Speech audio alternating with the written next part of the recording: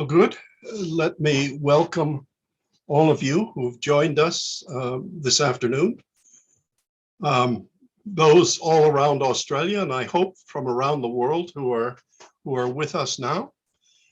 We're going to have this is the second session of our program, second speaker session, and we'll be discussing, can Australia better manage international relationships and responsibilities in a changing world? The format is fairly basic. We will have 15-minute presentations by each of our four speakers. And if everyone is on time, that should give us about 15 to 20 minutes of questions and answers from you and the panel. I would like now to introduce our first speaker, Professor Klaus Neumann. Klaus Neumann is the Senior Research Fellow at the Hamburg Foundation for the Advancement of Research and Culture. He has written extensively about contemporary cultures, politics, and histories in the Pacific Islands, Australia, New Zealand, and Germany. He comes to us from Hamburg, and I think this is I think he deserves a special accolade because it's something like 4:40 in the morning. It hasn't dawned. He's only had his first sip of tea, and he's here to speak to us this afternoon. So over to you, Klaus. Very much, Jim. Thank you for the introduction. If we could see the first images, thank you.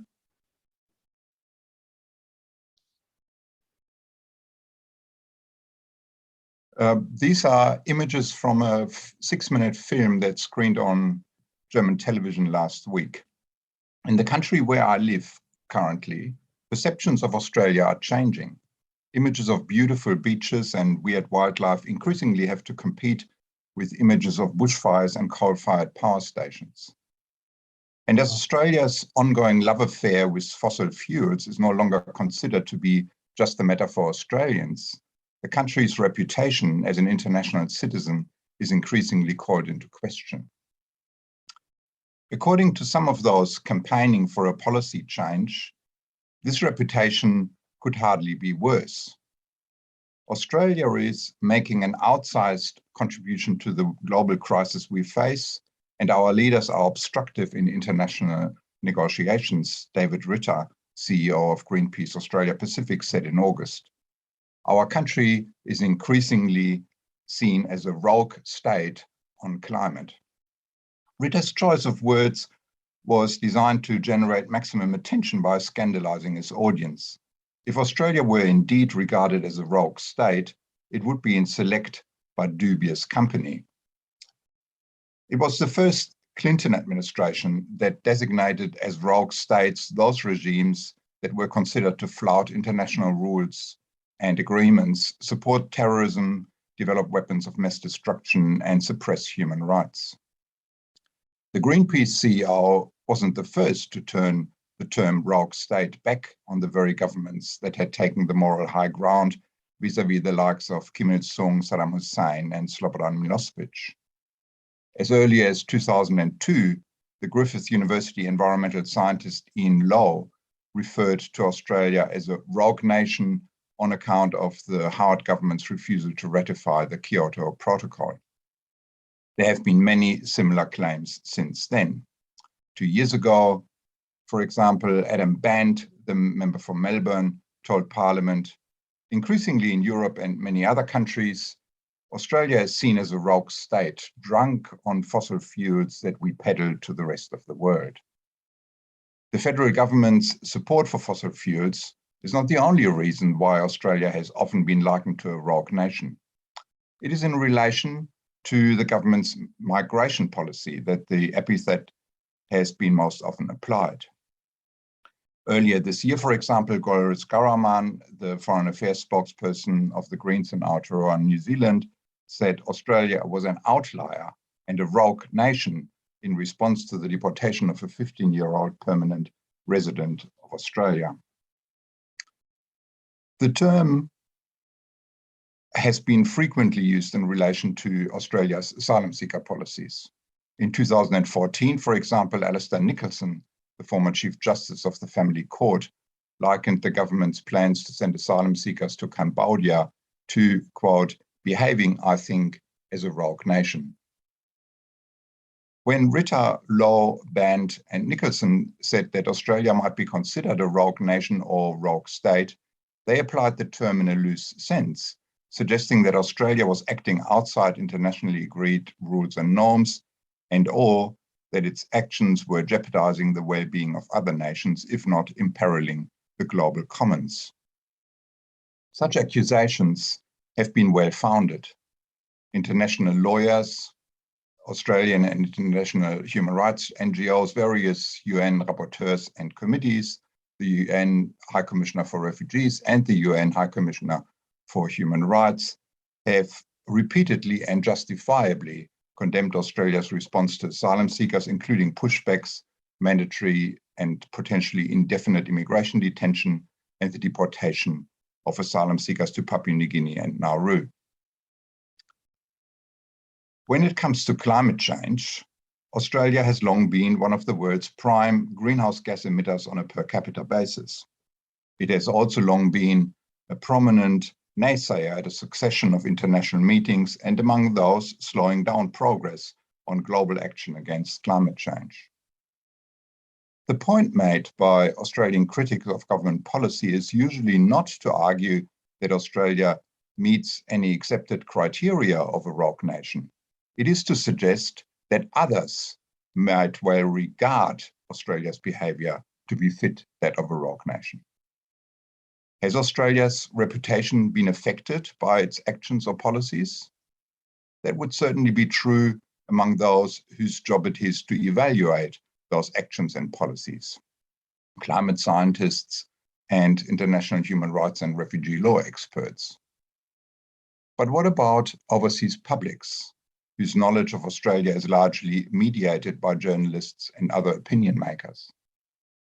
Here, let me first debunk the myth that Australia's reputation has only suffered in the past 20 years in the wake of the Tampa affair and Australia's refusal to ratify the Kyoto Protocol. Some of Australia's Asian neighbours held highly unfavourable views of Australia during the 1950s and 1960s, well before the term rogue state was first officially used, because of the racist White Australia policy. Memories of that policy persisted long after it was officially abandoned in 1973. In Europe, concerns about Australia being an outlier, at least among first world democracies, initially arose over Indigenous rights issues in the 1990s. These concerns related to the treatment of Australian citizens in Australia by Australian authorities. Those voicing these concerns believe that human rights violations are not just a matter for the country where they occur, and that Australia's conduct domestically represented a flouting of international human rights law. It then took issues affecting asylum seekers, that is, non-Australian citizens, both in and outside Australia, to further tarnish Australia's standing. In recent years, especially since the 2019-2020 bushfires, it is Australia's stance on climate change that has had the highest impact on its image overseas. But let's keep this in perspective. The available evidence suggests that Australia is still associated far more closely with an enviable lifestyle than with the poor life expectancy of Indigenous Australians, the incarceration of asylum seekers, or the volume of coal shipped from the port of Newcastle. Even New Zealanders, who tend to know much more about their trans-Tasman neighbours than people in faraway Europe, would probably point to underarm bowling before mentioning the detention and deportation of fellow citizens. Australia's stance on climate change is arguably more extreme than that of other industrialised countries. Much like in the debate about the Global Compact for Safe, Orderly and Regular Migration, which the Morrison government refused to sign, Australia has been an outlier. It may be instructive to consider whether Australia's approach, both in relation to irregularized migrants and in relation to climate change, amounts to rogue conduct. But of more interest to me here is the question of whether or not it is productive to label Australia a rogue nation in public debates about climate change and, for that matter, in public debates about refugees.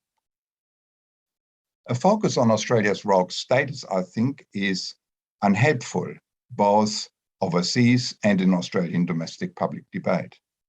In other industrialized countries, a focus on the Morrison government's stance detracts from the fact that most governments are remiss of effectively addressing climate change. I'm all in favor of adopting climate change policies that don't stop at the border, such as a ban on investments in fossil fuel industries or wherever they are. But I also believe that it is more appropriate to demand action in the neighborhood and in the city where I live, rather than in faraway countries. People overseas may not need much convincing that they should focus their attention on what's close to home. In fact, as far as I could tell, the overwhelming majority of references to Australia as being considered a rogue nation have actually originated in Australia. My sense is that Europeans, for example, tend to be puzzled rather than outraged by Australia's response to asylum seekers and by its stance on climate change. Australians often overestimate the critical attention their country attracts. That has been the case with regards to Australia's asylum seeker policies, because both the government and refugee advocates exaggerated how much these policies repulsed or appealed to publics overseas, particularly in Europe, and the extent to which other countries were prepared to emulate them.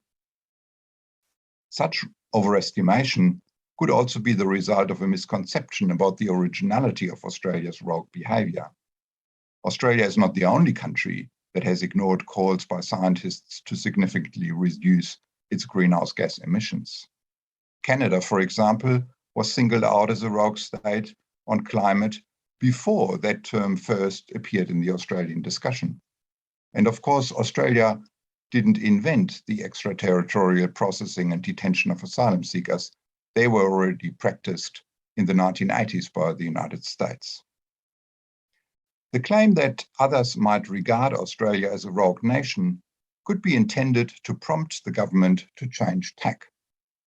But the Morrison government might simply consider the information that their actions upset some people overseas a feather in their cap. Most Australian governments, however, have paid close attention to how Australia has been perceived overseas and don't need reminding by members of the public. It was not least such international attention that contributed to the demise of the White Australia policy.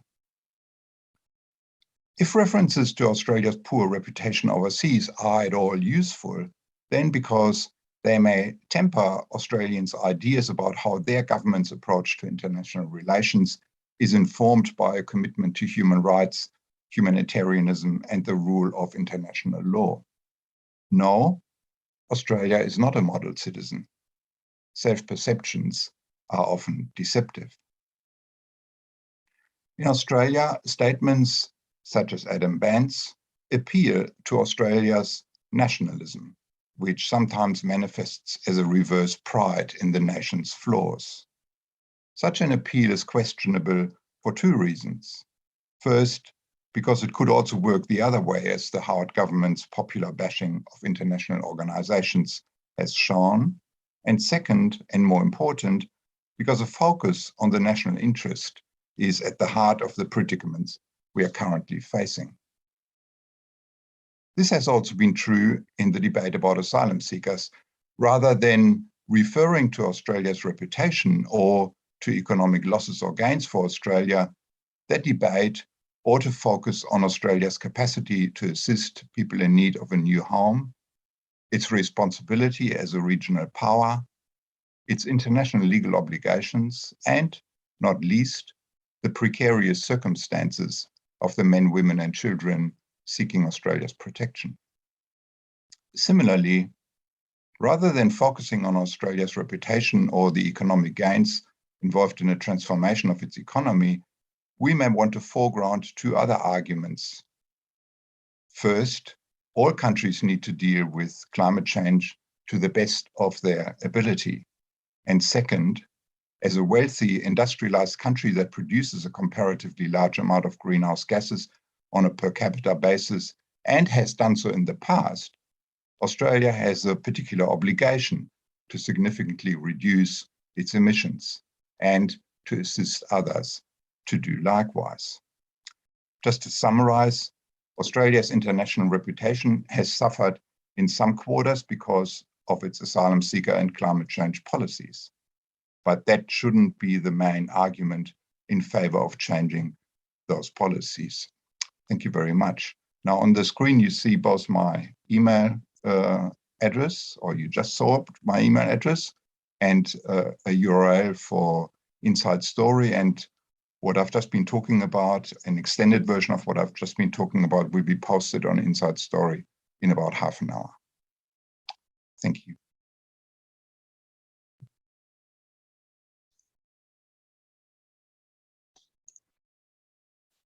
Thank you, Klaus. That set the stage for the rest of our discussions, and it was perfectly timed. Couldn't have been better. So we'll move on immediately to our second speaker, Professor Hugh White. His talk, Will We Go to War with China? An interesting question. Professor Hugh White is Emeritus Professor of Strategic Studies at the Australian National University, Canberra. He has spent much of his career in government as an intelligence analyst, ministerial advisor, and defense official. He was the first director of the Australian Strategic Policy Institute, ASPI. Over to you, Hugh. Well, thanks, Jim. It's a great pleasure to see you and to take part in this panel with some distinguished friends and colleagues, and to talk about this subject. In a session that's directed at talking about can Australia better manage international relationships, it may seem a little melodramatic to call my talk, Will We Go to War with China? But I think it's a measure of the predicament that Australia finds itself in today and the challenges to managing our international relationships. That does seem to me to be a legitimate way to phrase the question. In fact, actually, it's even a little bit outdated, and I'm going to, the risk of infuriating the organisers, I'm going to change my topic a little, because the question, will we go to war with China, has, it seems to me, since we agreed on this topic, been answered. It's been answered by the Defence Minister, presumably on behalf of the government. He said in a number of different occasions, and most strikingly in an interview last week, that we will go to war with China if America does. At least he said it's inconceivable that we wouldn't. And we can also say from reading the somewhat ambiguous and conflicting statements that come out of Washington on this subject, but it's pretty straightforward, I think pretty clear, that America will go to war with China if China attacks Taiwan. And it's pretty clear from what President Xi Jinping has been saying, including very recently, that he is determined to take control of Taiwan sooner or later, and preferably sooner, by military means if necessary. And it's abundantly clear in Taiwan that they will not willingly accept falling under Beijing's control. And it therefore seems likely that the military means are the only means that Beijing may have available to achieve its objective. And all of that means that the question, will we go to war with China, does seem a little bit out of date. I think the question I want to talk about today is not will we, but should we? Should we go to war with China? Now, there are two reasons why we should. The first is to support Taiwan's democracy, and this is a significant factor. There is a democracy of 25 million odd people, a very dynamic and indeed intriguing, fascinating and admirable country, And you could make a very compelling argument that that deserves to be supported in itself. But that wouldn't be the primary reason that Australia would choose to go to war with China if that's what we end up doing. If America goes, the reason it would really drive us is that Taiwan's fate, America's response to Taiwan's fate, and our response to that would all be critical in determining, in shaping the future order in Asia and Australia's future relationship with the United States. Taiwan has become the test of a really fundamental question about regional order in Asia, the question about whether the United States can preserve its position as the dominant power in East Asia and the Western Pacific, which it's held for so long, and or whether China can take its place, as China clearly aims to do. And Australia has a huge stake in that, of course, and so do both of those countries. What we're living through at the moment is an active, quite intense, and rapidly escalating contest between the world's two most powerful states, over which of them will be the primary power in the world's richest and most dynamic region. You could say the stakes hardly get higher in international affairs than these stakes. And those are indeed the kind of stakes for which wars between great powers, really massive powers like the US and China, have broken out in the past. Now, that's not to say that either side wants a war. On the contrary, I think both hope to avoid it, but both hope to convince the other to back off so that each can achieve their objectives, America to preserve primacy, China to take primacy from the United States. They each hope to achieve that objective without war by convincing the other that they are willing to fight and hoping to show that they are, so to speak, less unwilling than their adversary to fight. In other words, they're both engaged in a kind of a game of bluff. And both seem to hope that they can prevail. It seems to me that America's policy in response to China, as China's power has grown, and more clearly as America has become more and more focused on China as a strategic rival in the last few years, America's organizing assumption, I think, has been that China can be persuaded to back off. All the tough talk we've seen out of Washington, accompanied, it seems to me, by very little really solid practical action, has been based on the idea that the Chinese can somehow be persuaded that America is too big to mess with, and ultimately is too big to mess with militarily, and therefore that they will not, that they will just back off and accept the old status quo, the US-led order in Asia, rather than risk a confrontation with the United States. And it seems to me that on China's side, they clearly don't want to go to war with the United States. They believe that if they just keep pushing and build up their own forces, they can increasingly persuade the United States that a confrontation of China is too dangerous to risk, and therefore they will back off in order to avoid it.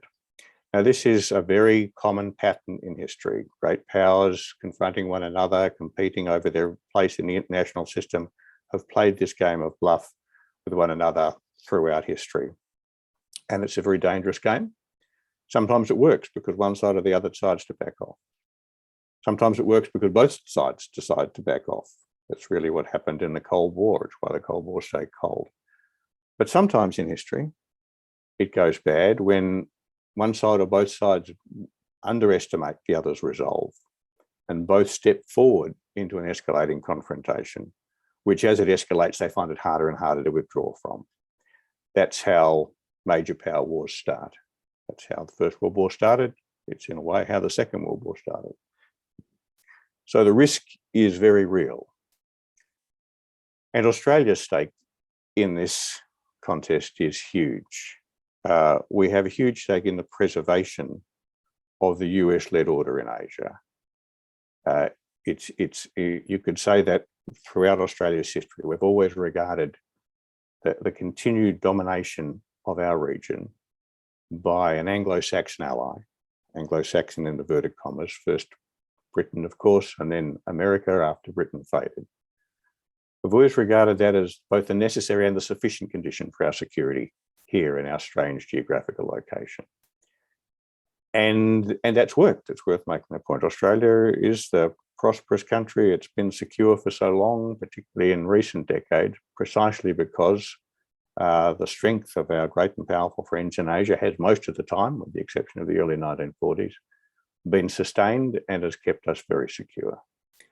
And maintaining that, preserving that, supporting it has been the great enduring primary principle of Australian foreign and strategic policy since right back in the 19th century.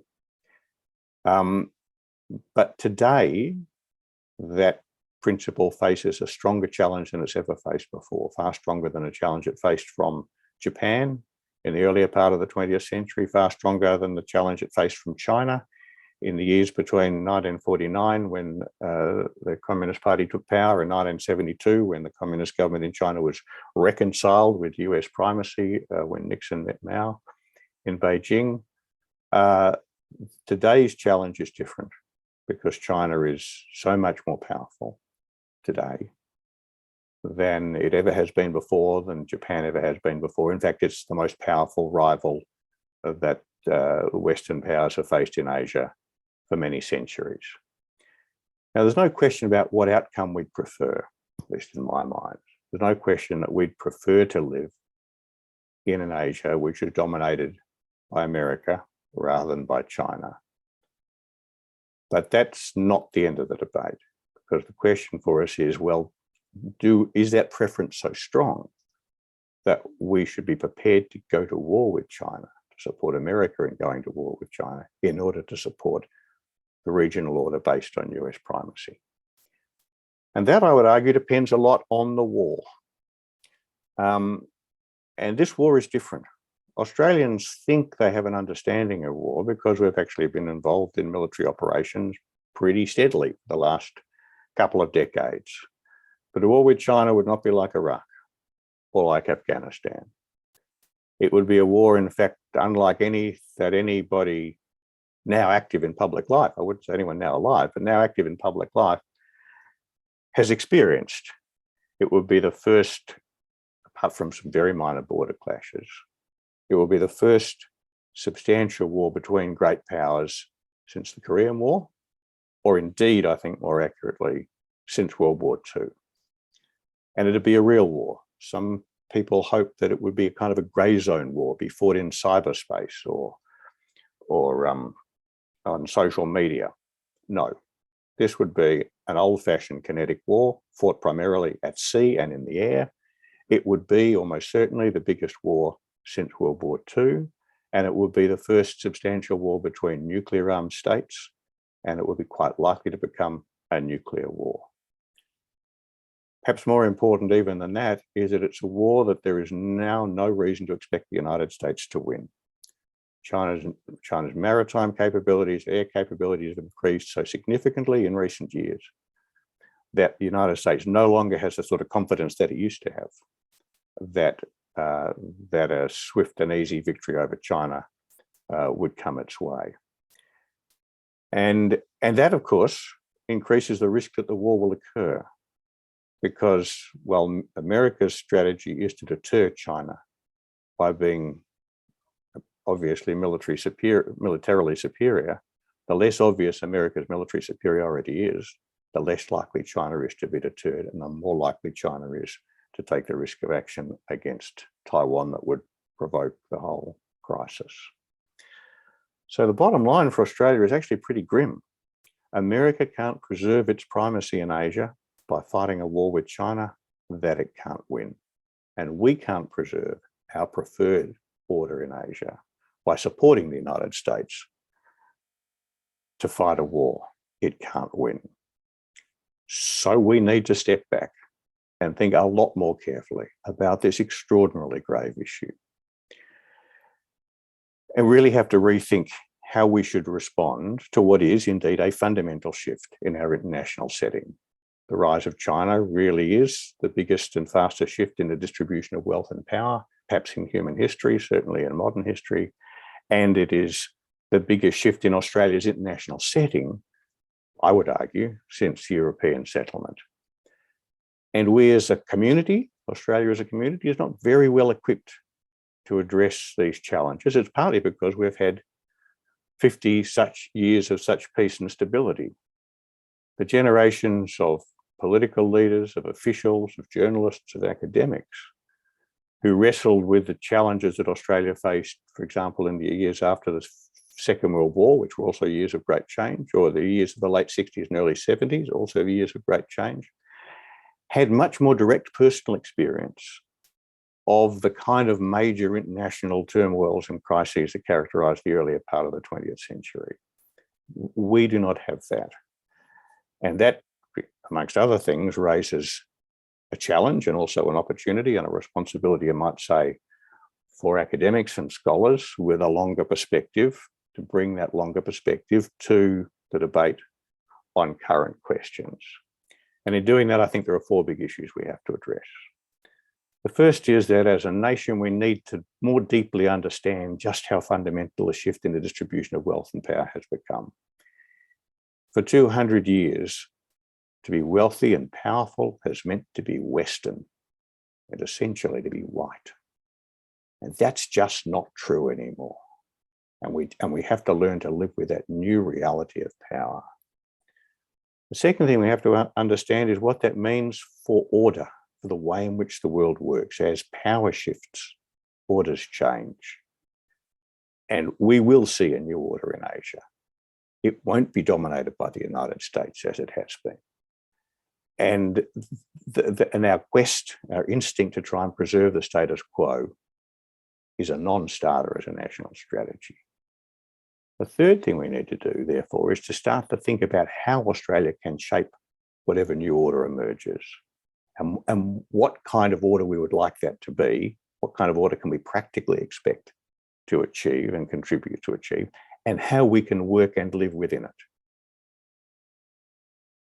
And the last thing we need to do is to recognise that in all of that, it won't just be the order that changes, but also Australia.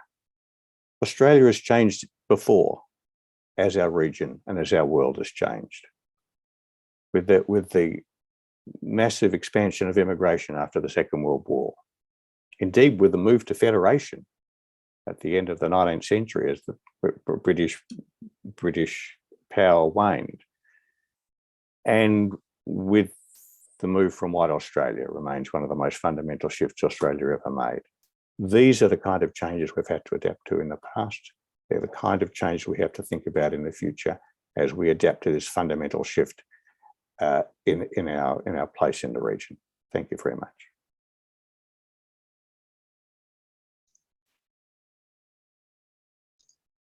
Thank you, Hugh.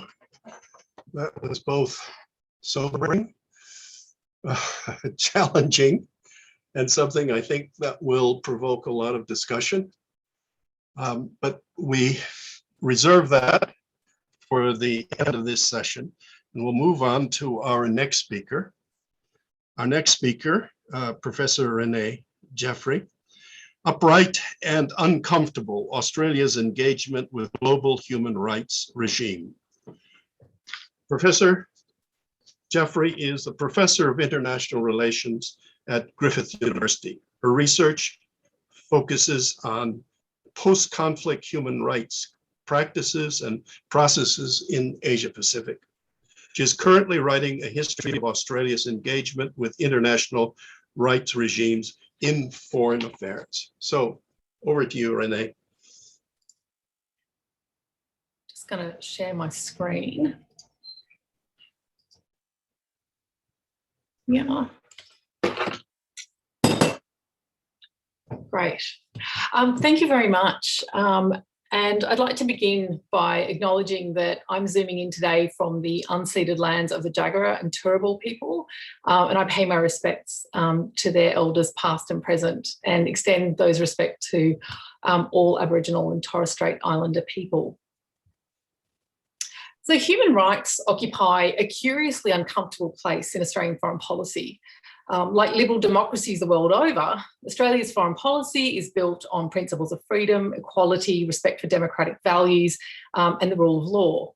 As former Attorney General George Brandis remarked at the launch of Australia's bid for election onto a coveted seat on the United Nations Human Rights Council, commitment to human rights is essential to the very nature of what it means to be an Australian. Human rights, he went on to say, are integral to what we Australians regard as our sense of nationhood. We are, he concluded, a nation built on a belief in and a commitment to the human rights of all Australians and the human rights of all peoples of the world.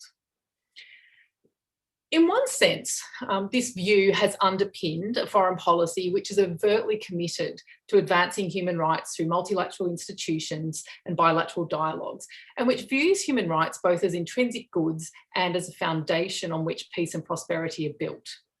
It's a foreign policy that ultimately saw Australia win election to the Human Rights Council, engage as an enthusiastic participant in assessing the human rights performance of other member states through the Universal Periodic Review process, and emerge as a vocal advocate for a range of issues, including gender equality, abolition of the death penalty, freedom of expression, and the establishment of strong national human rights institutions. Yet Australian foreign policy is also marked by a deep reluctance to impose values on others, to take consistent and decisive action against countries that systematically violate their population's human rights, or to speak up against some of the world's most egregious abuses. Preferring quiet diplomacy to overt criticism, Australia's self-avowed pragmatism has earned it a reputation in some quarters for being soft on human rights, for letting economic interests override democratic principles, and for signalling tacit acceptance of repressive regimes that routinely violate their population's human rights. It's been accused of losing its voice on critical issues heard at the Human Rights Council, such as the ethnic cleansing of the Rohingya population of Myanmar, recognising it only as a complex challenge faced by Myanmar when other states openly condemned those actions as appalling human rights violations. At the same time, Australia's most recent Universal Periodic Review provided a mixed assessment of its human rights performance. On the positive side, progress made in the realisation of human rights in Australia since its 2015 review was welcomed. Its ratification of the optional protocol on the Convention Against Torture, legalisation of same-sex marriage, and the development of the National Agreement on Closing the Gap were all praised. More critically, however, it also raised concerns over Australia's treatment of refugees and asylum seekers, First Nations people and children. Among its key recommendations were ending the mandatory detention and offshore processing of asylum seekers to meet its obligations under the 1951 Refugee Convention, raising the minimum age of criminal responsibility from 10 to at least 14 in line with the Convention on the Rights of the Child, and promoting the rights of Indigenous people, reducing discrimination and inequality, and taking measures to address the high rate of incarceration amongst First Nations people. In response, the Australian government accepted many of the working group's recommendations to reduce the overrepresentation of First Nations people in the criminal justice system, but it roundly rejected calls to end the mandatory detention of asylum seekers and to prohibit the detention of refugee and asylum seeker children. It noted that the age of criminal responsibility is an issue on which states must also have a say, referring to Australia's federal political structure to deflect and defer the matter. It also rejected recommendation for the ratification of several international human rights instruments. Those recommendations had previously been made and rejected during the previous UPR process. Thus, despite its active commitment to monitoring other states' human rights practices through multilateral institutions, Australia has been reluctant to implement recommendations made by those same institutions concerning its own performance. In 2017, the United Nations Human Rights Committee castigated Australia for its chronic non-compliance with the committee's recommendations and criticised its habit of picking and choosing which human rights, laws and treaties to follow. The committee's Vice Chair, Yuval Shany, remarked in this regard that Australia's behaviour is incredible for a country that claims to have a leading role in global human rights. So what explains Australia's at times contradictory, often hypocritical and perennially uncomfortable engagement with the global human rights regime? Why is Australia so uptight and uncomfortable about human rights? And what can be done to improve its international human rights relationships? So in 1996, Prime Minister John Howard revealed his wish for Australians to be comfortable and relaxed about three things: their history, their present, and their future. 2 decades on from the year 2000 deadline he set, this continues not to be the case. Where human rights are concerned, Australia is deeply uncomfortable about all three, and so it should be. It should not be relaxed or comfortable about its past, its present, or given its current trajectory, its likely future human rights performance. This is not to suggest that Australia has not made any positive contributions to the global human rights regime, or that our human rights record has been consistently abominable. But it is to suggest that past and present injustices that Australia fails to acknowledge and fails to address shape its engagement with the international human rights regime and are likely to continue doing so for some time to come. Those injustices have tended to centre around issues of immigration, whether by migrant workers or asylum seekers, and the treatment of Australia's Indigenous population. In this sense, Australia's most recent UPR simply echoes concerns about its human rights practices that have been raised in the international community and at home since at least the middle of the 19th century. The reason for this discomfort can be explained, at least in part, I think, in the overriding dominance of two key concerns that underpin Australia's understanding of human rights: its engagement with other members of the international community and with the international human rights regime itself. And those are unity and prosperity. These concerns emerged in the settler colonial politics and foreign affairs of the 1830s. And although they've at times worked in concert with one another and at other times sat in tension with one another, they continue to mark Australia's foreign policy and engagement with human rights. If we turn to the past very briefly, two among many, many issues that I could point to demonstrate how these dual concerns helped lay the foundations of Australia's earliest engagements with human rights in its foreign affairs. The so-called Chinese question, centred on the influx of Chinese immigrants to try their luck on the Australian goldfields and later make inroads into trades like cabinet making, and the importation of South Sea Islanders or blackbirders to work as indentured labourers, primarily in Queensland's sugar industry. In both cases, basic early ideas of human rights, which centred on liberty, freedom of movement, free will, and benevolence or freedom from harm, came into direct contention with the pursuit of national unity and prosperity. In both cases, arguments in favour of immigration restriction focused on fears that increased non-white immigration would be detrimental to white wages and businesses, as well as the idea that social and cultural unity required racial homogeneity. In the Chinese case, supporters of immigration restriction who cast aside arguments defending the human rights of Chinese migrants found themselves labelled as enemies of human rights. Nonetheless, those rights were overridden by more pressing social and economic interests.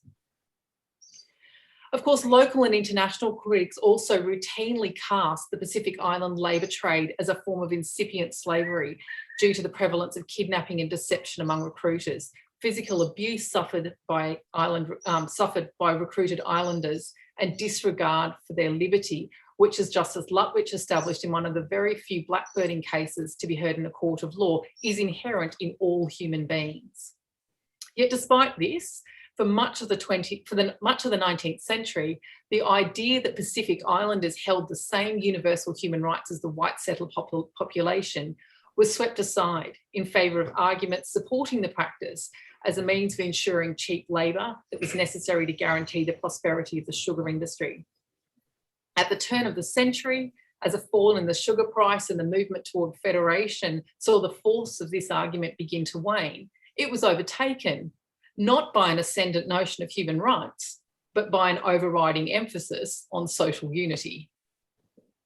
So, of course, this idea found form in debate over the 1901 Immigration Restriction Bill, with Prime Minister Edmund Barton's claim, "I do not think either that the doctrine of equality of man was really ever intended to include racial equality. There is no racial equality, there is basic inequality."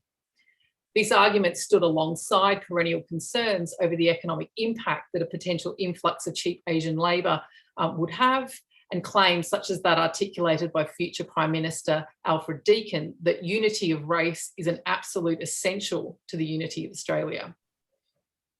Of course, this understanding of human rights did not only apply to would-be immigrants, but was felt most acutely by Australia's First Nations, who suffered violence, dispossession, discrimination and dehumanisation at the hands of the white settler community.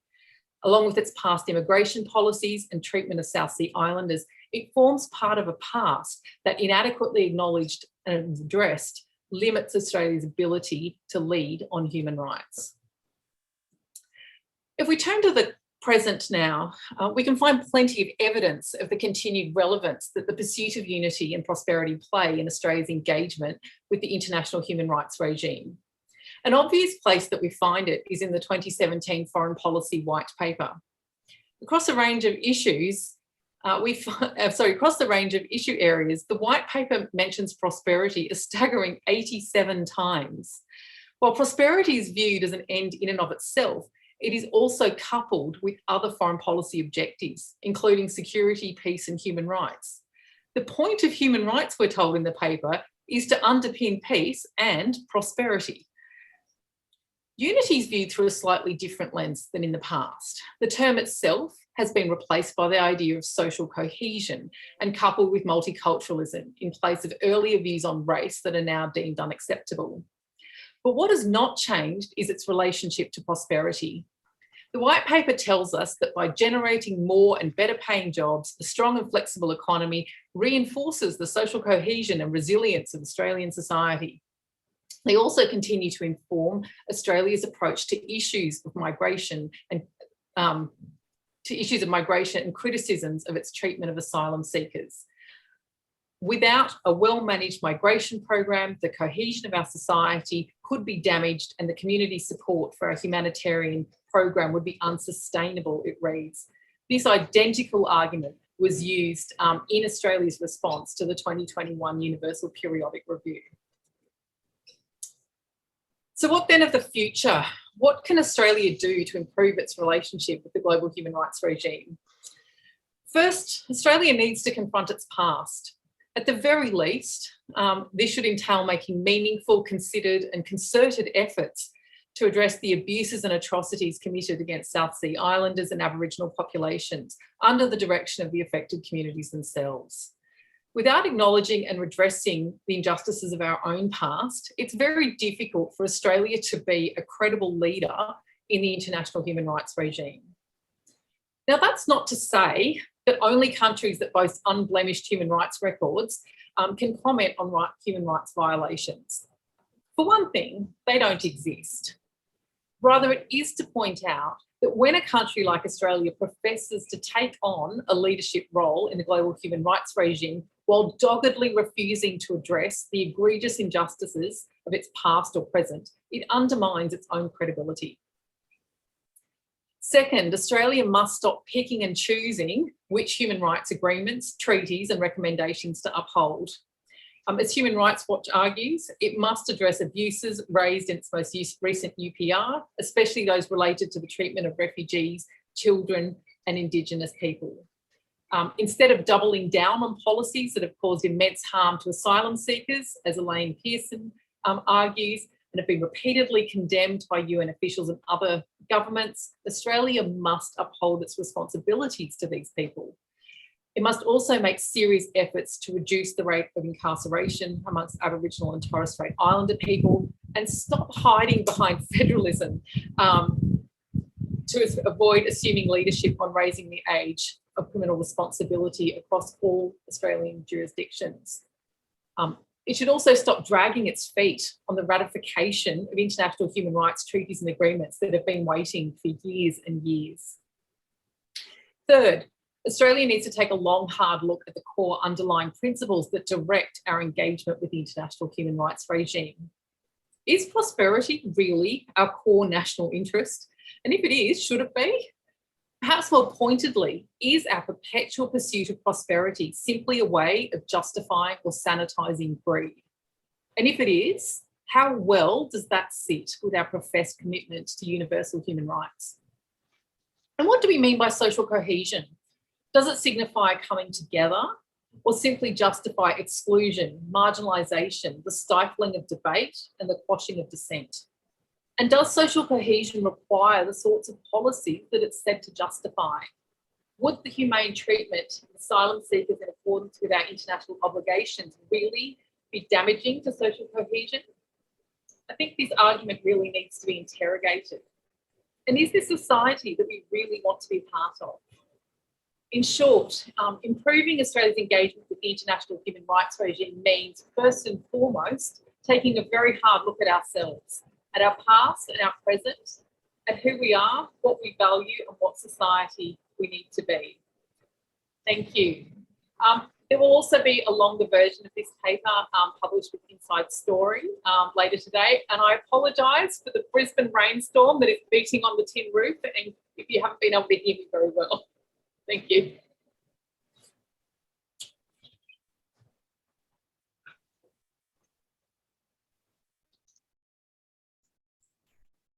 All right, thank you. I think just as Hugh finished with the idea that we have to take a good hard look at ourselves, this is again what you're telling us that is necessary if we're going to have any sort of responsibilities in our region. All right, our final speaker is Toni Erskine, and her talk is Existential Threat, Shared Responsibility, and Australia's Role in Coalitions of the Obligated. Professor Toni Erskine is the director of the Coral Bell School of Asia-Pacific Affairs and professor of international politics at the Australian National University. Her research interests include the moral agency and responsibility of formal organizations in world politics, the ethics of war, the responsibility to protect, and the impact of new technologies on organized violence. Over to you, Toni. Thank you very much, James. And I'd like to begin by acknowledging and celebrating the Ngunnawal and Ngambri people, the first Australians from whose traditional lands I speak to you this afternoon, and pay my respects to elders past and present. Now, we live precariously and often complacently in the company of existential threats, catastrophic hazards that severely imperil human flourishing and survival. After more than 75 years of coexisting with nuclear weapons, current global tensions, as we've just been told, remind us again of the ever-present possibility of nuclear war. New technologies, particularly artificial intelligence, are deemed by some to be emerging existential threats. Anthropogenic climate change, the devastating impact of which was brought home to Australians by the 2019-2020 Black Summer bushfires, threatens global disaster in the absence of radical changes to how we inhabit the earth and use its resources. And COVID-19 embodies yet another newly arrived existential challenge. The pandemic has now killed more than 5 million people worldwide. So in the face of this current proliferation of existential threats, Australia must recognize a particular type of responsibility, one that requires prior steps of coordination and cooperation with other actors in order to discharge. In short, Australia must embrace the idea of shared responsibility in international politics. This afternoon, I want to address briefly what shared responsibility means for Australia and its international relationships in relation to the two final potential global catastrophic harms just outlined: climate chaos and COVID-19. Now, existential threats boast significant common features that accompany their danger to human flourishing and survival. The peril they pose is impervious to borders. Moreover, they cannot be expelled from one state alone, however powerful, prosperous, or seemingly protected that state may be. So what does that mean for how we understand Australia's responsibilities? First, I want to clarify that I'm referring to Australia's moral responsibilities, what Australia ought to do or refrain from doing in terms of what is considered good or right or just in a particular context. I take it as given that most states, including Australia, are moral agents or bearers of responsibilities. As for how these responsibilities are grounded or justified, accounts are multiple and often contested. Yet there are broad areas of agreement, particularly when we're talking about moral responsibilities to prevent or mitigate great harm. When it comes to individual human actors like you and me, there's a compelling argument that an agent's capacity to avert or remedy a serious harm to another agent or agents generates a duty to do so. A well-known philosophical thought experiment describes a small child drowning in a pond, with an adult passerby able to rescue the child at the cost of merely muddying his clothes. The intuition thought to be evoked by this hypothetical scenario is that if the passerby is able to save the child at a cost not disproportionate to the harm avoided, he ought to do so. The same imperative can be applied to states, such as Australia. States are also understood to have duties to act to prevent or mitigate grave harm to others, as long as the cost of acting is not prohibitive. For those who may be skeptical of the idea that Australia's moral responsibilities can or should be argued in such other regarding cosmopolitan terms, it is possible alternatively to justify remedial action in response to existential threats in the language of national self-preservation. Commenting in the wake of the Australian bushfires last year, Ross Garnett, author of the strikingly prescient 2008 Garnett Climate Change Review, stated that it's in the interest of the whole of humanity that we move promptly towards zero net emissions. He also noted that Australia has a stronger interest in such a move than any other developed country because we're the most vulnerable of all developed countries. So one might ground a remedial responsibility to act in terms of either observation. A duty to counter crises such as climate change and COVID-19 might be understood as owed to our fellow human beings. Alternatively, it might be understood in terms of the protection of our fellow citizens. And there's no need to adjudicate between these perspectives here. A defining feature of existential threats is that they effectively erase the distinction between the global common good and Australia's national interest. So my suggestion is simply that Australia has remedial moral responsibilities, however grounded and motivated, in the face of such existential threats. Yet, there's a potential problem. A particular moral agent, whether an individual human being or a state, cannot be expected to discharge a duty if it's not able to perform the necessary action. And here the disanalogy between Australia's position in relation to existential threats and a passerby who easily is able to wade into a pool and rescue a child is particularly apparent. Australia can neither significantly mitigate climate change nor halt the current global pandemic. Both are large-scale complex emergencies that Australia can only minimally affect.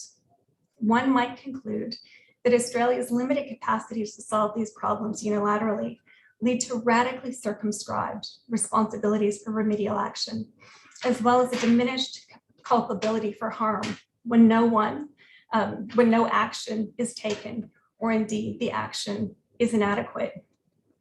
Now, seeming to adopt exactly this posture, Prime Minister Scott Morrison noted in an address at the National Press Club in late January 2020 that we know that Australia on its own cannot control the world's climate. We also know, he added, that no fire event can be attributed to the actions of any one country on emissions reduction. Now, the implication was clear. As Australia's capacity to affect such a huge problem is limited, our expectations of what Australia should do must also be modest. And likewise, blame for even foreseeable harms cannot be placed on the metaphorical shoulders of a state that is only one of many. According to this line of reasoning, Australia is largely off the moral hook in terms of remedial responsibilities to existential threats.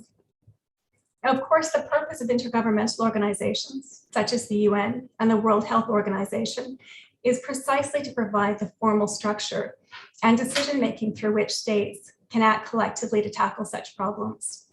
Ideally, responsibilities to mitigate and prevent existential threats would also be borne by such bodies themselves.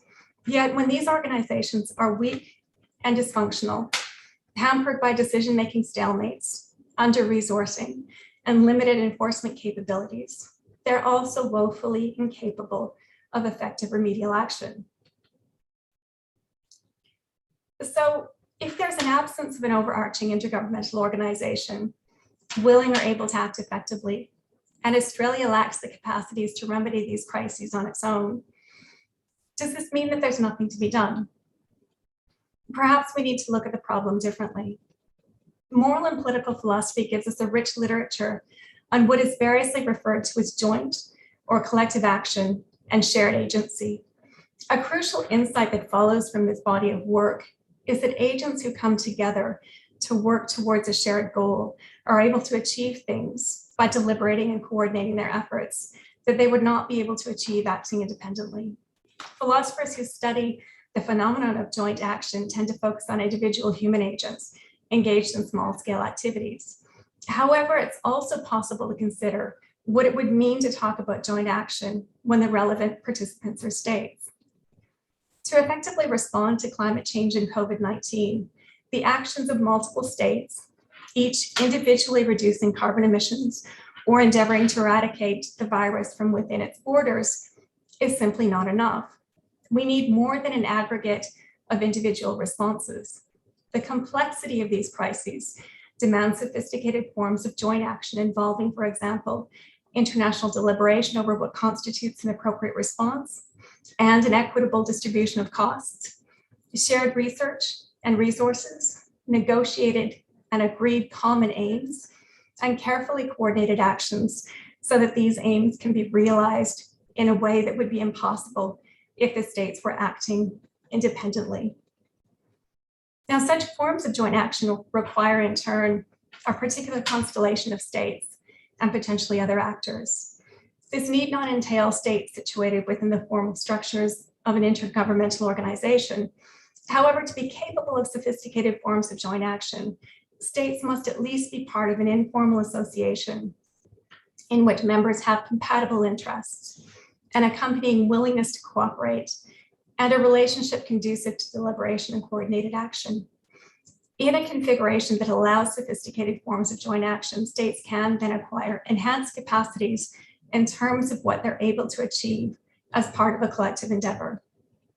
So what I'm proposing here is a conception of shared responsibility, or responsibility that is borne by each agent amongst a collection of agents for outcomes that can only be achieved when they act in concert. So when faced with a crisis that demands a response, in a situation where Australia is unable to respond effectively on its own, and where there's no formal overarching intergovernmental organization willing or able to act, Australia has a moral responsibility to contribute to forming and then to act as part of what is sometimes colloquially called a coalition of the willing. Yet something about this label inadequately captures one aspect of the informal associations that I'm envisaging here. In such situations of profound crisis, where states each have a moral responsibility to come together to act in concert, the resulting bodies are more accurately labeled coalitions of the obligated. Now, the ideal agents of our collective security and well-being remain those intergovernmental organizations established for the purpose. States such as Australia have ongoing responsibilities to support, strengthen, and reform formal organizations like the UN and the World Health Organization, so that they can fulfill their mandates and prevent or mitigate future crises. Nevertheless, in the short term, when they falter, or in their current incarnations are unfit for purpose, an alternative must be sought. So what would climate change and COVID-19 coalitions of the willing look like, or coalitions of the obligated look like? In the wake of the Glasgow climate change negotiations this month, a climate change coalition of the obligated is needed to continue to pursue two goals not achieved at COP26: the collective renewal and strengthening of emissions targets for 2030, so that a 1.5 degrees centigrade limit to the increase in global average temperatures above pre-industrial levels remains conceivable, and a commitment to phasing out and not merely phasing down coal. In a recent speech, UK Prime Minister Boris Johnson referred to the 1.5 degree target as a shared aim. This is an apt description. It's only meaningful as a collective target, genuinely jointly pursued. And here Australia's record to date has been worrying. Australia's manifest vulnerability to climate change and that of its neighbors places Australia in an ideal position to lead a climate change coalition of the obligated. Yet criticism that Australia has obstructed collective processes and tried to manipulate its emissions figures to its own ostensible advantage in a way that has allowed it to avoid meaningful reductions is sadly warranted. Australia's shared responsibility to respond to climate change requires actions that foster rather than undermine trust in global negotiations and strengthen the collaborative international relationships needed for effective joint pursuits. As for COVID-19, an imperfect but significant coalition of the obligated exists in the Access to COVID-19 Tools Accelerator. This is described as a framework for collaboration. One of its 4 pillars, the COVID-19 Vaccines Global Access, or COVAX, brings together the resources of intergovernmental organizations, states, and private organizations to coordinate the research, diagnostics, and vaccine distribution for COVID-19.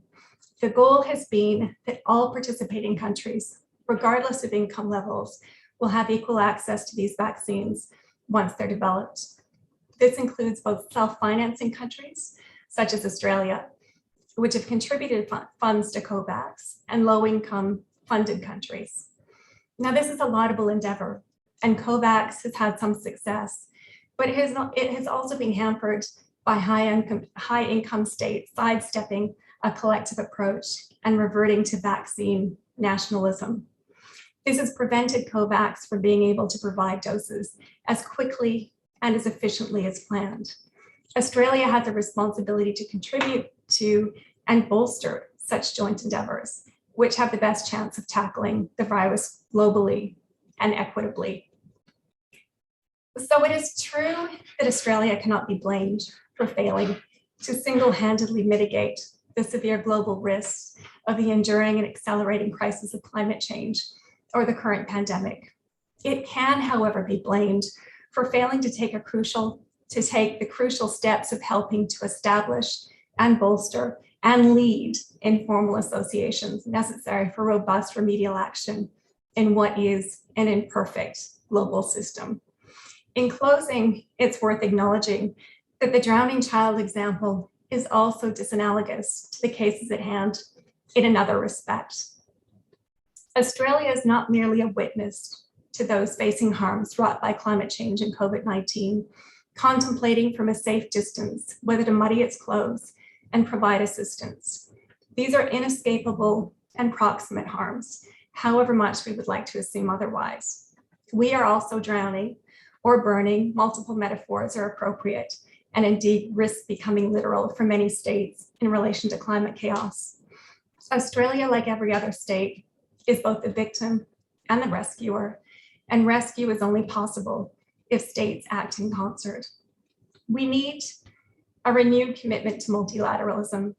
We need to allow ourselves to be held collectively accountable for what must be shared aims and coordinated courses of action toward what will inevitably be a common fate. In short, Australia must take a central role within international coalitions of the obligated. Thank you.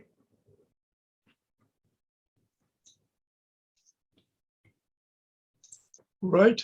Thank you, Tony. Very thoughtful, very interesting paper. Now I see that, let me invite everyone back. Oh, everyone back. Good, good. Now I see what's happened is that, as usual, Hugh has provoked people.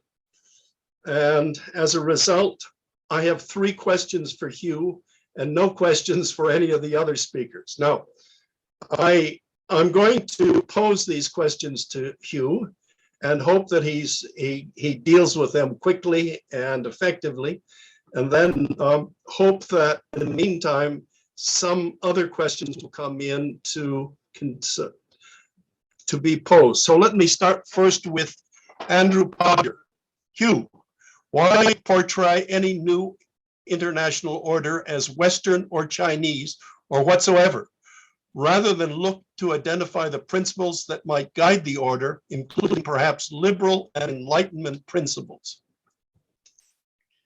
Well, thanks, thanks, Jim. Look, and thank you, Andrew, for the question.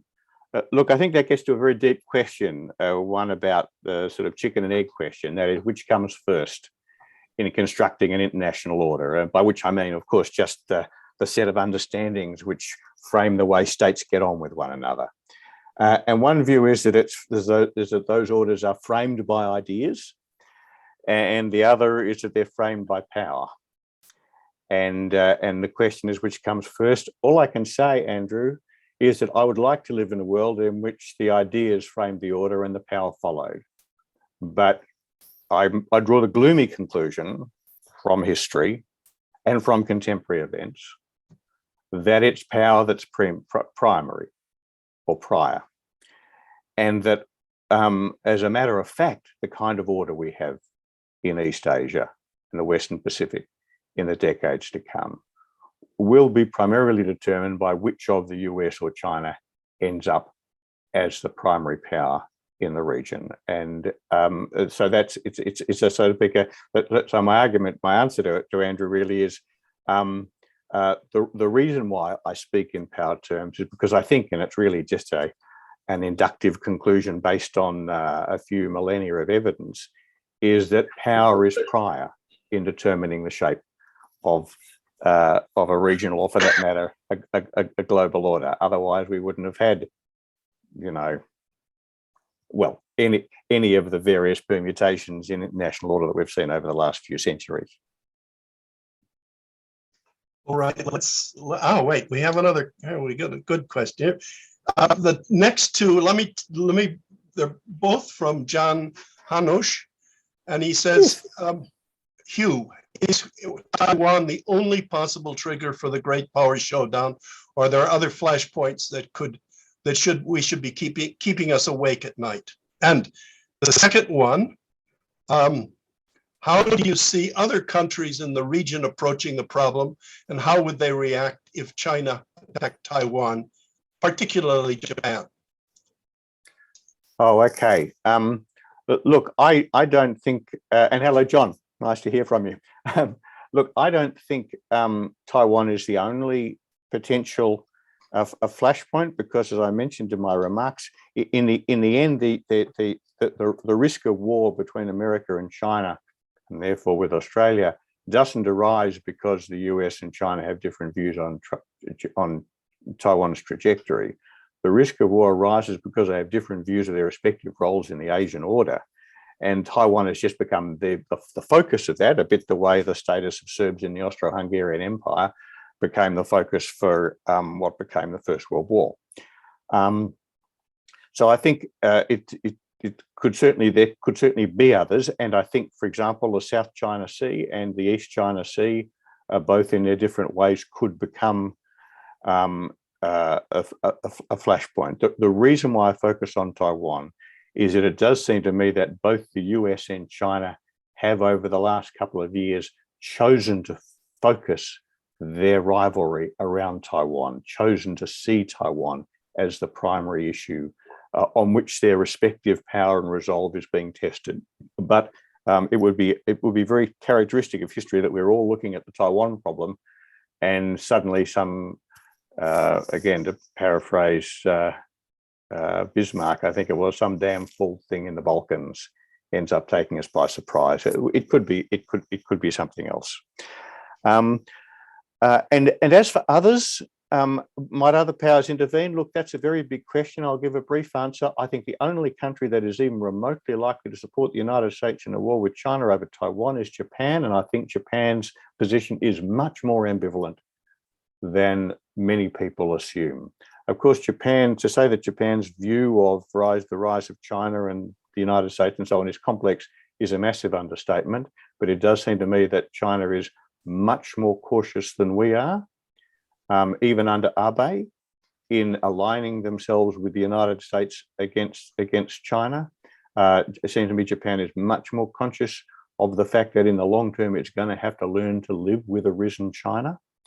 And I therefore think that, notwithstanding the bellicose statements you get from some Japanese leaders, it's quite likely, more likely than not, that Japan in the end would find a way to squib and avoid supporting the United States in a war over China, with China over Taiwan. But it's also worth making the point that whether Japan supports the US or not, whether Australia supports the United States or not, would not make any material difference to the military outcome. I don't think this is a war that America has a chance of winning, even if it does have Japan and Australia on its side. All right, we have another question in for Tony. How can we encourage, enable, make the Australian government become part of the coalition of the obligated? What is the role for civil society in making this happen? Yeah, that's a great question. Thank you to Sharon. There's been a lot of external pressure, especially recently, on Australia to join these important coalitions of the obligated in the context of climate change. And I think that was evident in Glasgow this month. But we also need to have internal pressure. Australian citizens, I think, play a crucial role in pushing and of course, choosing the government. And here I think I have a lot of faith and admiration for the next generation. Earlier this year, my 14-year-old daughter phoned from school to ask if she could take part in a demonstration about climate change. And I think that next generation that's coming has so much more of an awareness and understanding of this existential threat that we're facing than perhaps my generation has. But I think that to really push Australia to be part of a coalition of the obligated, this pressure needs to come from inside, and it already is coming from other states. And again, I think that was really evident this month in Glasgow. Thanks, Sharon. All right. If I'm correct, or if my watch is correct, we're exactly 4 o'clock. And I can shift to our next speaker and introduce Glenn Withers, who will provide a summary of all that has been said. And Professor Glenn Withers, I hope he's with us. Is he there? We've got Glenn. Okay, good. Well, Professor Glenn Withers was a former president of the Academy of the Social Sciences in Australia and is currently chair of the Global Development Learning Network. His research is in applied economics, economic history, public policy, and cultural studies. Professor Withers helped to establish the Crawford School, ANZOG, the Productivity Commission, and Universities Australia. And he needs all those skills to summarize what we've been presented in the last hour. So over to you, Glenn. Jim, you're underestimating the task. I was told I'm supposed to summarize all of today as well. So, oh, go. So those skills and more are definitely needed. And I've been Zooming all day on Ngunnawal land, for which I am very, very grateful. And I'll try not to take too long, though, as there's human Zoom tolerance limits for others like myself who have been involved in all the sessions.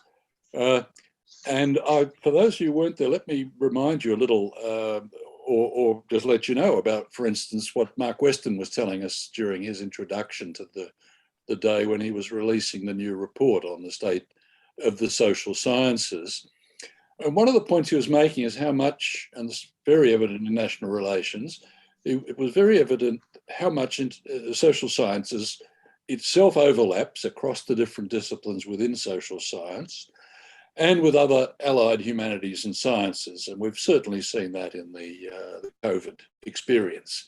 And not only do they overlap, but how much they contribute by a very productive overlap in so many ways, and how they complement each other. And he was making the point, though, that it's rare to focus on this in a formal way, and yet that's what we're doing today. Various outgoing heads of Prime Minister and Cabinet have reminded us, it seems almost a tradition in their departing speeches, and I've seen it with Shergold, Keating, Moore and Parkinson, admonishing universities for not being holistic in providing advice to government. And yet here we have today, in this session, as is the nature of international relations especially, but across the sessions, an interdisciplinarity that I think has been wonderfully insightful. A question, though, for me that's occurred in listening is, why don't we do this more? And immediately, of course, I realise one reason is it's damned hard. That is to reconcile the alternative frames that we bring to these issues is hard enough in a particular disciplinary area, let alone across areas that deal with human behaviour. You've just had Hugh telling us about how power transcends, for instance, in millennia of history. Well, once you're thinking about that, by golly, Big Bang Theory is easy, and I can see how our Vice-Chancellor got his Nobel Prize. I only wish there was one in international relations as well, so that we can put Hugh up for that one. There's fantastic advantages, though, from our usual way forward, the depth and specialisation that goes with the Humboldt model of the modern research university. But we can do more than narrow research. We should be doing our narrow research, the conventional dominant research. It's fantastic. It gives us wonderful insights into our understandings of our existence. But we can do more, and I like referring to Boulding's law, Kenneth Boulding, who once said, if it exists, it's possible. That it exists is very clear to me from the session that preceded the international relations session. And we're going to jump from First Nations back to international relations shortly.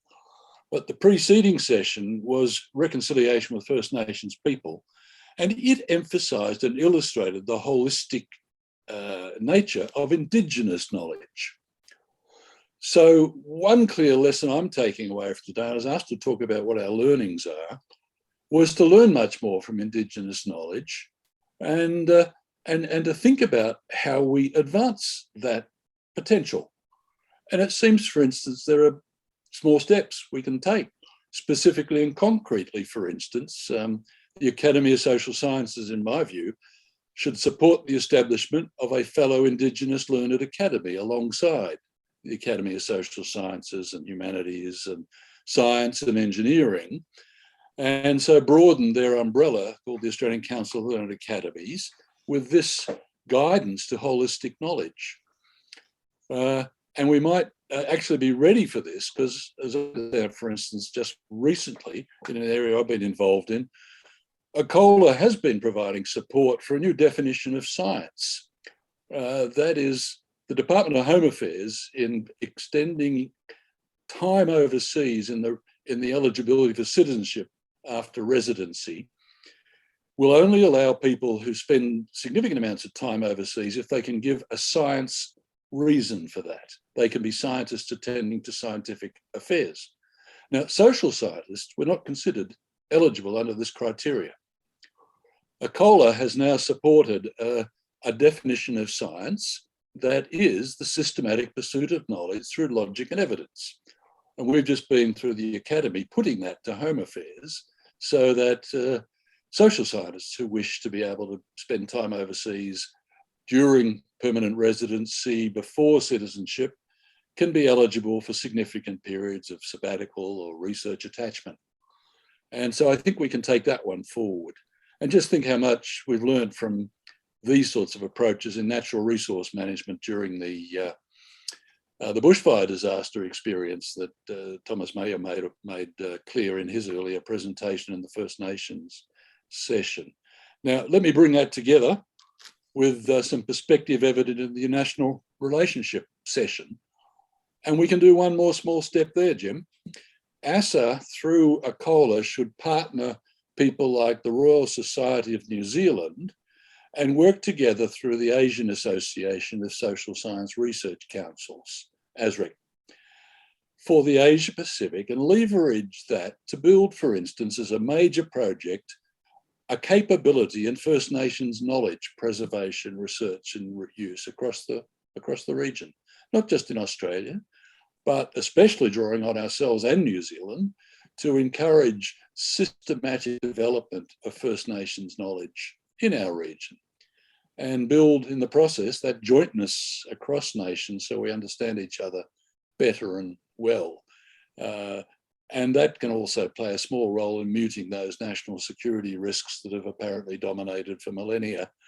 The more we learn about each other, the more we can understand and mute some of the dangers of conflict.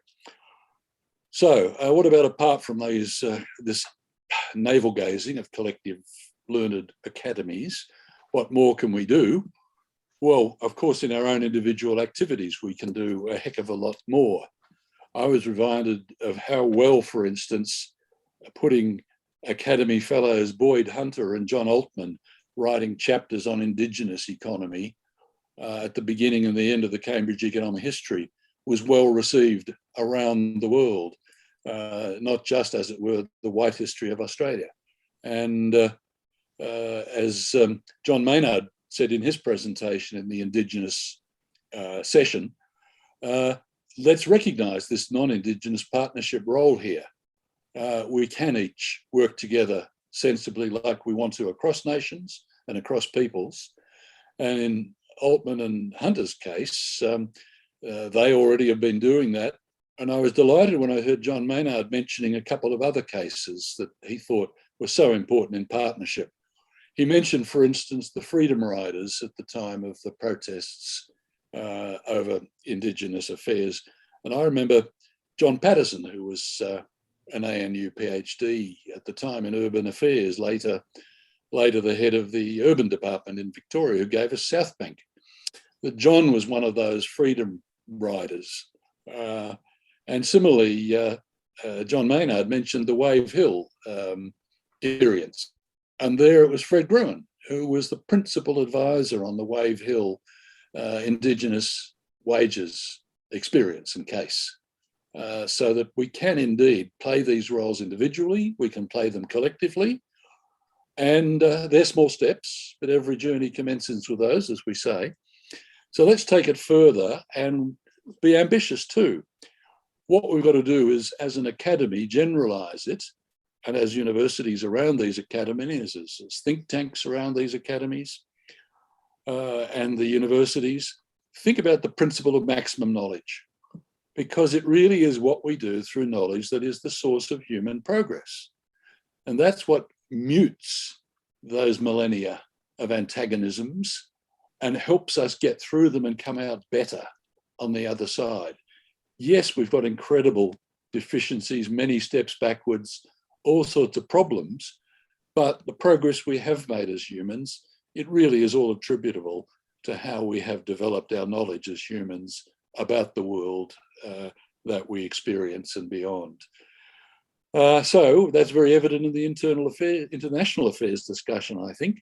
And I'd want to emphasise how much we must defend and advance our mutual knowledge across the peoples of nations, just like within nations. I saw Andrew Podger putting in a question before. Andrew and I have been spending a lot of time in China in recent years, in my case, advising on incorporation of social science in degree programs in Chinese universities. And while they're worrying about the emergency issues that were so well summarised in the National Affairs session. And let me say, if foreign interference laws and protocols minimise abuse and misuse of knowledge, that's great, that's well and good.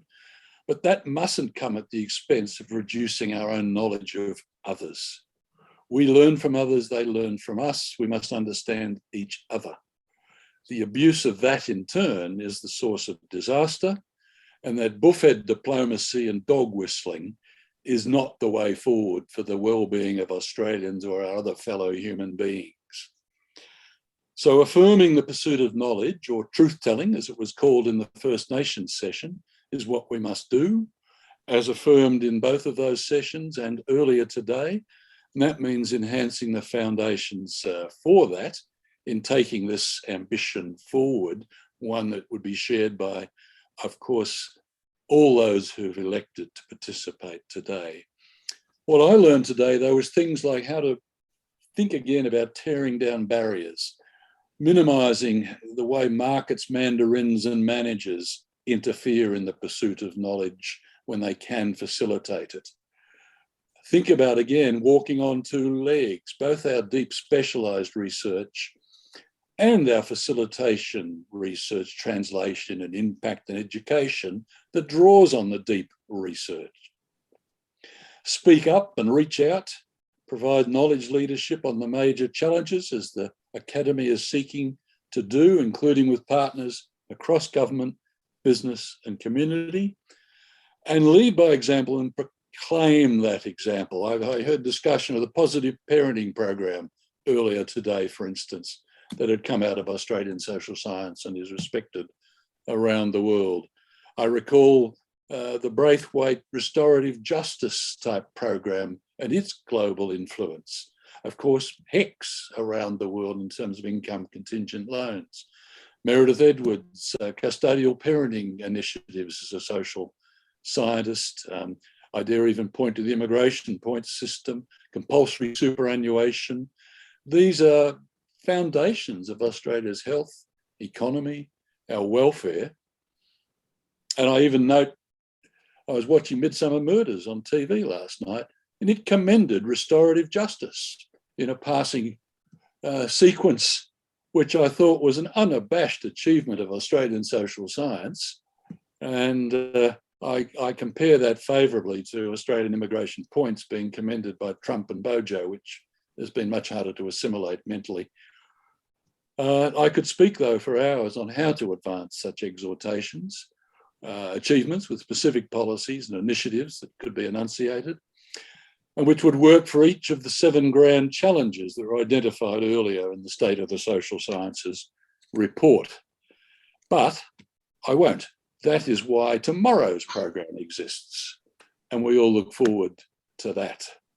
So thanks to all for their great contributions today, and thank you to the organisers for putting in so much effort to make this happen across the social sciences and addressing these fundamental and important issues in such a constructive way. Thank you all.